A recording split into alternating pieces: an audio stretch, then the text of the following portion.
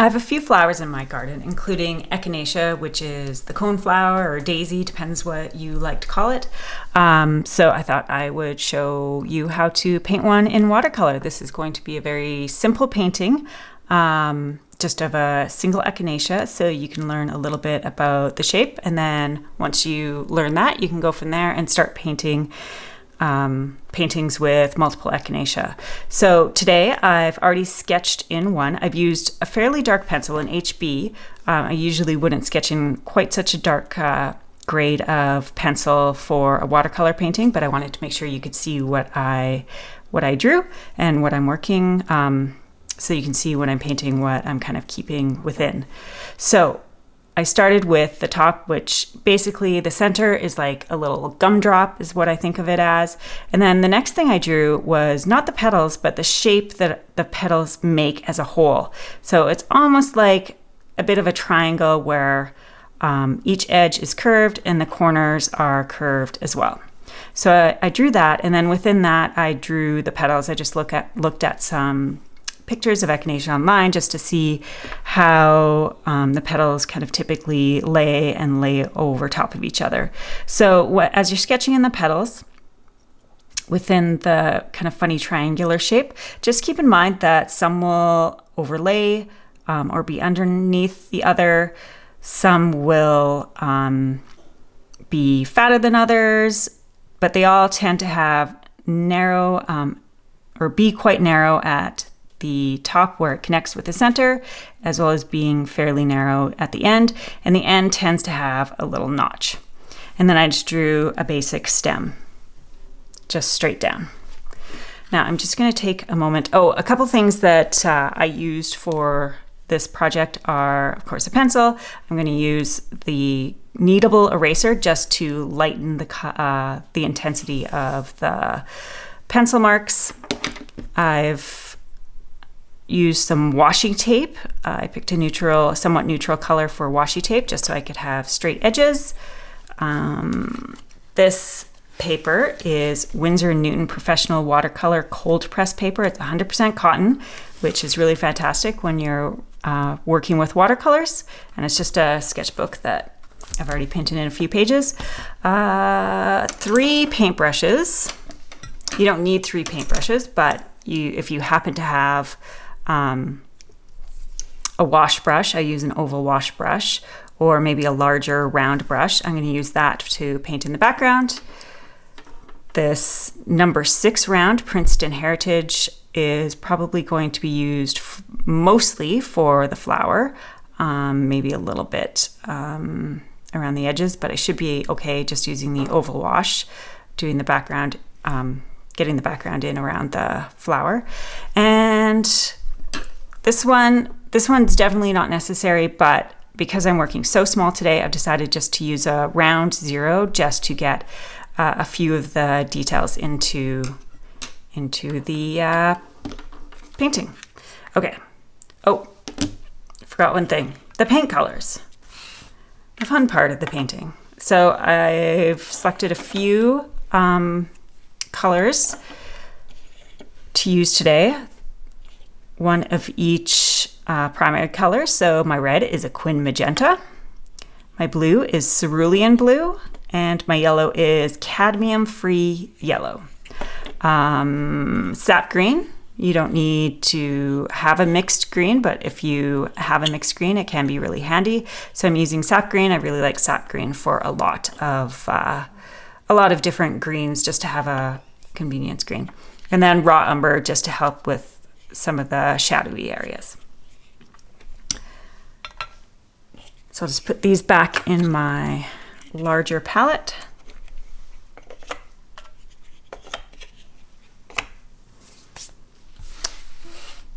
And okay, so first up, I'm just going to use my kneaded eraser, which of course is stuck in here. Just take a piece of it, just to make it so that the pencil marks aren't quite so dark. This is really handy when you're using watercolors, because you don't want, your watercolors will be quite transparent, so you don't want to see too much of your pencil marks. It's okay if you see some, it's not that big of a deal. Okay, just gonna put those paintbrushes to the side, and I'm going to start with the center. And my first layer of the center will be some of the cad-free yellow. So mix it so that your paint color isn't going to be too intense. We're going to do 2 or 3 layers of everything. So you want to make sure that you have some room to work with your intensities. So we're just doing 1 quick layer of yellow. Now, one thing to do with this flower, or when you're painting this flower, is decide where your light is coming from. And then you know where you can put your shadows. So I think we'll have the light coming from this side up here. So we're just going to put a little bit of raw umber just to get that shadow started. Now let's leave it at that. We'll see how that dries. That's the fun and the danger of watercolors, is you never quite know what you're going to get. Maybe just add a little bit more yellow. Okay, now I'm going to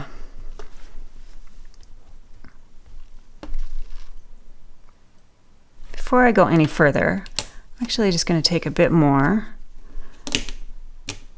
because of the eraser, and just clear out a little bit more of this triangle that I had done, because that will definitely be seen through and be quite distracting.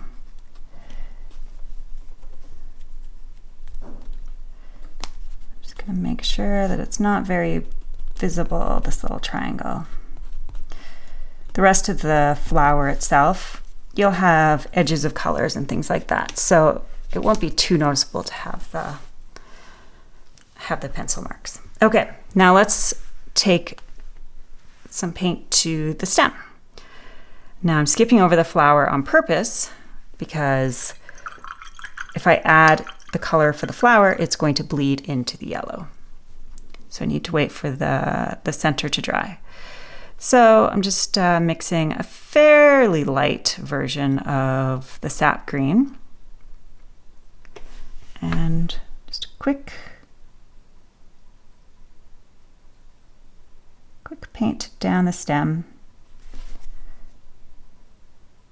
You don't need to remain perfectly within the lines that you had drawn. It's okay if you overlap them a little bit, but do your best to try and keep the stem from not getting too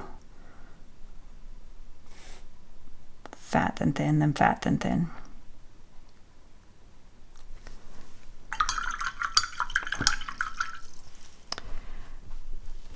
Now we're just going to wait a couple minutes for the center to dry, and then we'll tackle the flowers themselves. Okay, the first colors have dried enough that I can start working on the flower itself. So I'm using Quin Magenta. Now, be careful with this first layer because you want to make sure you have some quite pale areas on the flowers. So I'm making a mix that's very, very watery. Don't put too much water on the petals themselves, or too much of your watery mix onto the petals themselves. So just kind of tap off your paintbrush on your palette before you put this on. So just paint within your drawing. You can slightly go over your pencil marks and really just go over everything. Remember you do have these little notches at the end of each of the petals, but right now you're not really putting in any of the shading, not at this stage, not for the petals. Remember there's sometimes little gaps in between the bases of each of the petals, not on all of them, but on some of them.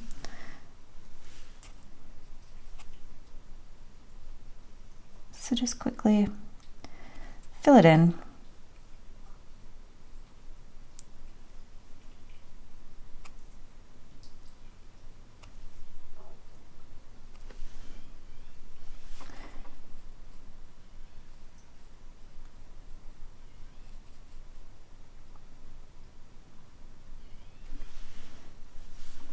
going across all of them. I don't know if you can hear outside, but there is a magpie being very loud. Magpies have taken over our city. They're all over the place. And we're almost done this first layer of the pale, pale magenta. And there we go. Now that's a fairly watery mix, so I'm actually just going to leave it until it dries, and then we will finish this off with, or do the next layer with a bit more intensity.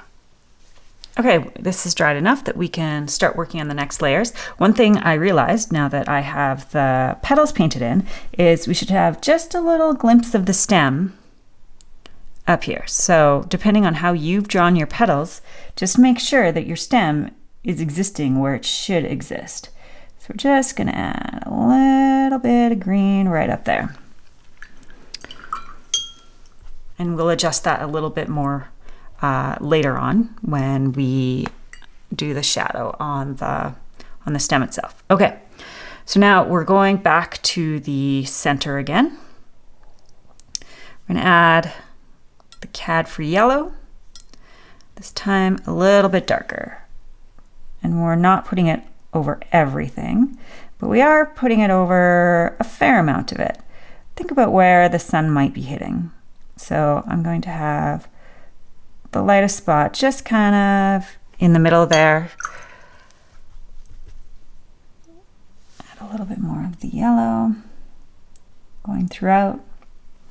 Now, just like last time, I'm going to add some raw umber to the shadowed side. Not too much at this point still. We're going to do a third layer.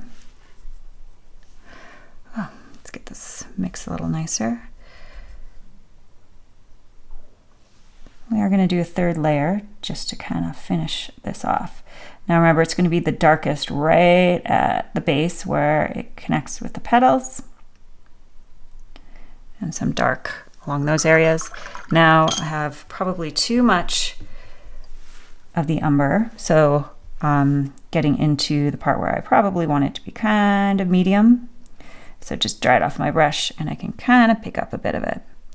Now the thing with the echinacea center is it's not smooth.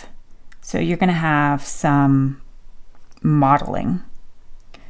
So you can add, I'm kind of pulling out a bit of the raw umber using a somewhat dry brush and adding just a little hint of dry, the palest dry umber into the yellow. Now I'm going to leave that center just like that, and we'll come back and finish it later. Now let's take a look at the green. So we have the sun coming from this side, so the darkest side would be along this side of the stem.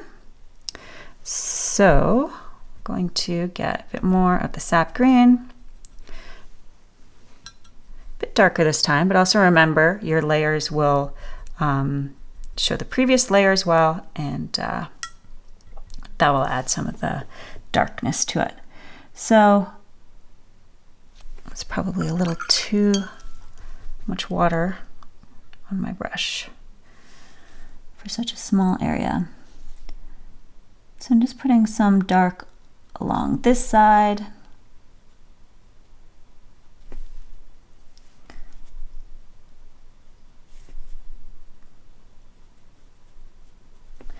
And I want to add a little bit more across the whole width here, kind of have it go at an angle to being only covering part of it. And that's because the flower itself is going to cast a bit of a shadow, not just the stem. So with the sun coming in here, this upper part here will be darker. Now I'm just going to go in and get that little bit, that's right here. I'm just going to make it quite dark.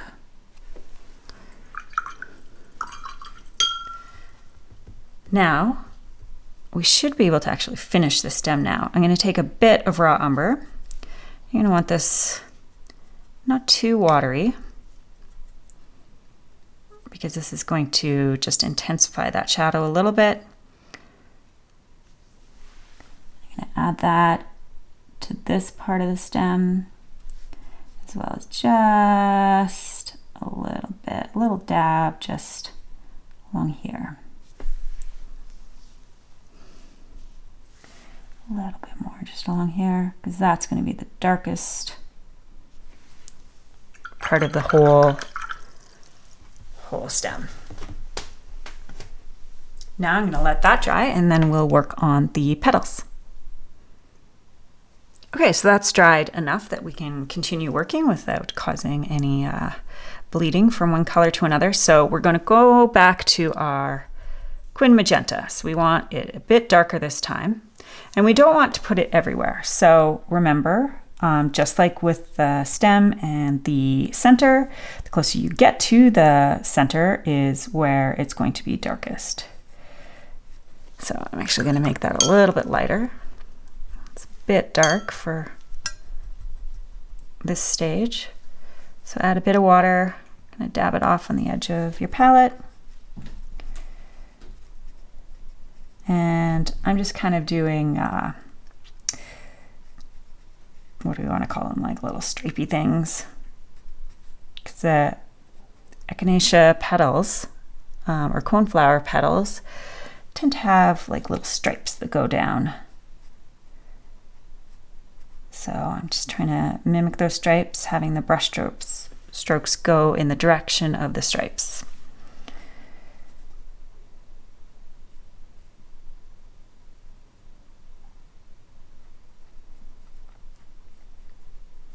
If you tried to paint sideways, it would be impossible to get those. Now remember, you have those little notches at the end.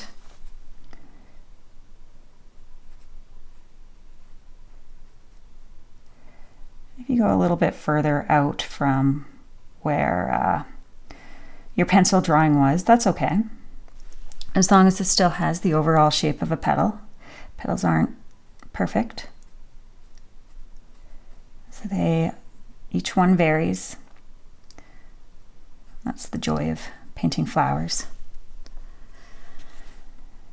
So carry on around the whole, making sure that there's some of the palest color still left. Still left showing, because that's really what gives you that realistic look. I say realistic, but this is not a realistic flower by any means. But it's what gives you that representation of what this flower is.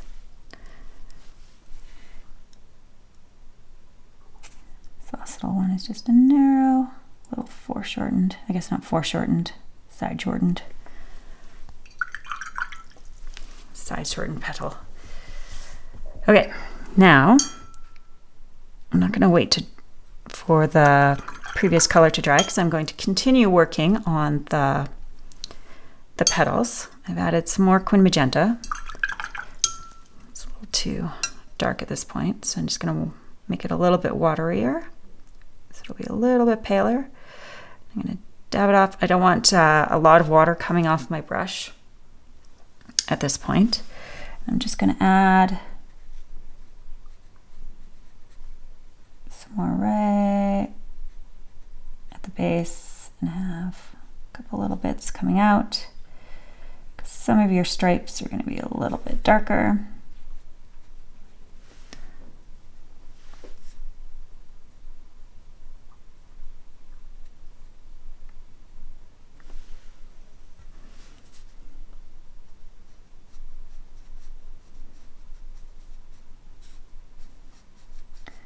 Carry on throughout the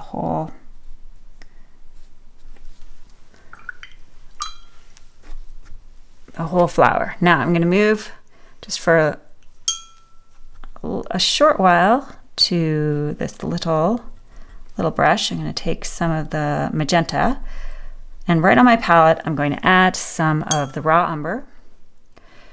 You want to be careful with how much raw umber. You don't want your petals to turn brown, but you do want to really just make your magenta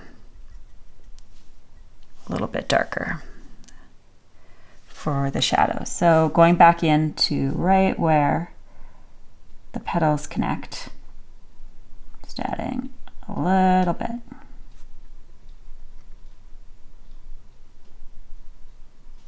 Now remember, this side has less light than that side will. So we're going to take a bit of your magenta mixed with the raw umber. You want it so that it's still definitely a pink. Just going to add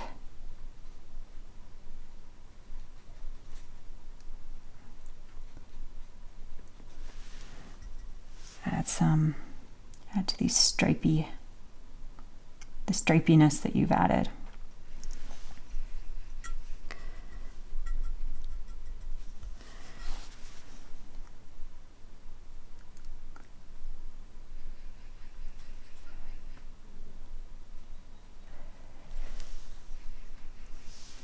And as you paint more and more, you'll find that your gesture when you paint, which is just basically the motion you use with your paintbrush as you apply, really improves, which really improves how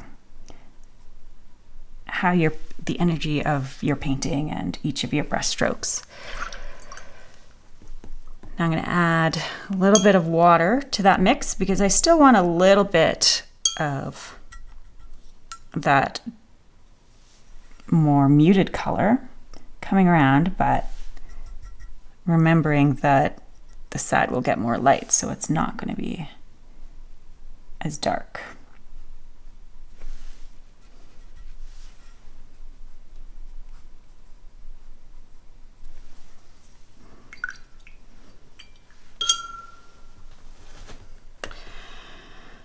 Now, I'm just going to let that dry just for a minute, just enough so I can start, or I can add just a little bit of darkness to a few spots so I can make it clear where each of these petals layer. So I'll be back in a moment. Okay, taking your smallest paintbrush again, we're just going to add in just the shadowiest colors. So I'm going to take some of the raw umber, just a bit of the magenta, but leaning more towards the raw umber. Make sure it's not too watery.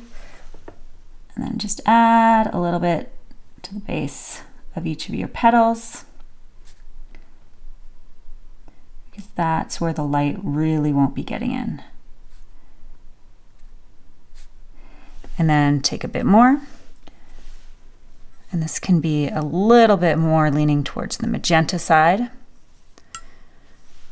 And just put a little bit underneath spots where one petal will be slightly covered by another.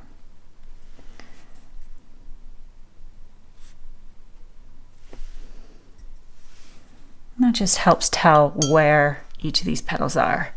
And as you move around the flower and get closer to where there would be more sun, just add a little bit of water to your mix.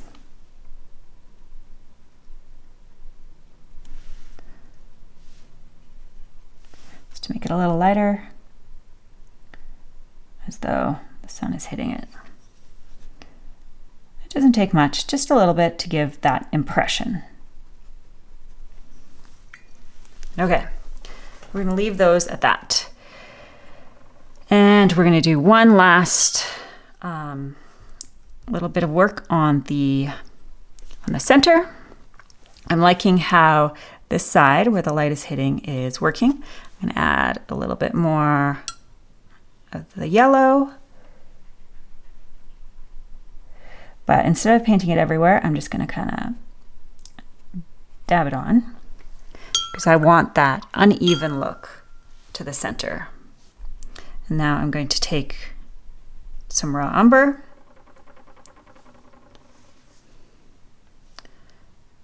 too much water on the brush. Just make sure, because you don't want to have a big blob of anything.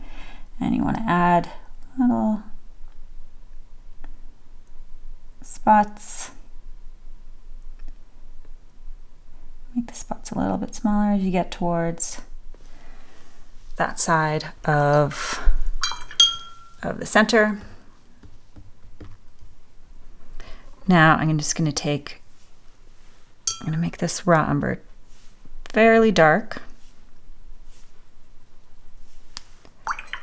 And now I've just rinsed off my brush and I'm dabbing it off on my towel, and then I'm taking some of the darker raw umber that I'd mixed, and I do that because I don't want to have too much water for this last little bit here, and we want it to be nice and dark just along the edges where the petal connects. And it can be, the dark area can kind of go upwards along that side, and be a little bit thinner towards where the light would be. Probably went a little too wide over here, so I'm just going to, I rinsed off my brush, dried it a bit on the towel. I'm just going to kind of pick it up a little. Okay, so we're going to leave that like that, and I'm going to let this dry. Essentially, that's where I'm going to leave the petals, the center, and the stem. And as soon as this is dry, we're going to be taking care of the sky, which will be blue in the background. Now let's tackle the background. For the background, I'm using an oval wash brush. It's nice and wide, picks up a lot of color and water, but comes to a nice pointy end so that we can get into some of these small spaces. We'll have to use a bit of a smaller brush as well, just to get into the smallest of small spaces we have here, but we can do that at the end. So I've wet my brush. We're using cerulean, which always gets nice and juicy in the palette, so I put way too much on. So we'll just add it to another palette well and add a bit of water. Now let's get started. Now you want to move fairly quickly when you're doing a background. You don't want your edges to dry. Now the good thing is the sky doesn't need to be perfect, and no painting needs to be perfect. So just move quickly, keep going, make sure your edges are not drying out. And I'm not necessarily going to make this a perfect solid color, this background, because I think it looks a little bit better when it has some texture and call it personality rather than being perfectly flat. Just remember, don't let your edges dry or else it'll become really obvious.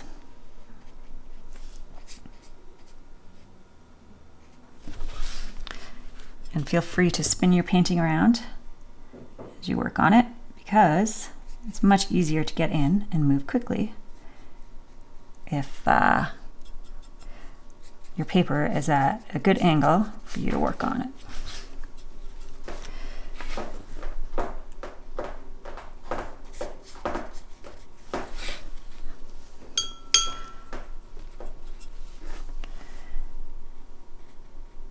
Now remember, these little, the petals have little notches at the end of them, so you can get your blue into those little notches. That's one of the reasons why it's handy to have this oval wash rather than something that's too wide.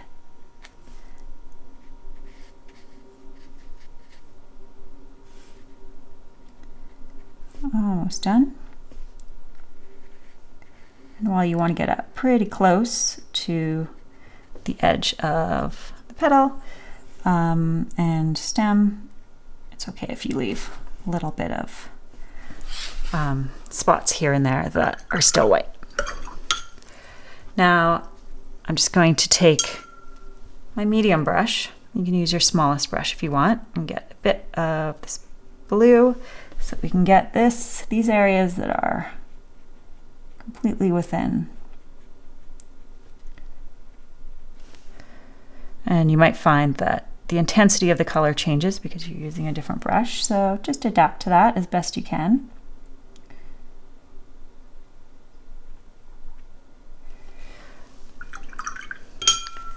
There we go. That is your little echinacea. Let's peel off this tape. This is the first time I've used this washi tape for taping off my watercolor, and it worked pretty good. It's not ripping up the paper, which is nice. A lot of masking tapes will. It's a bit narrow, so to get a little bit over the edge there, but that's okay. Other than that, it's a fantastic little painting.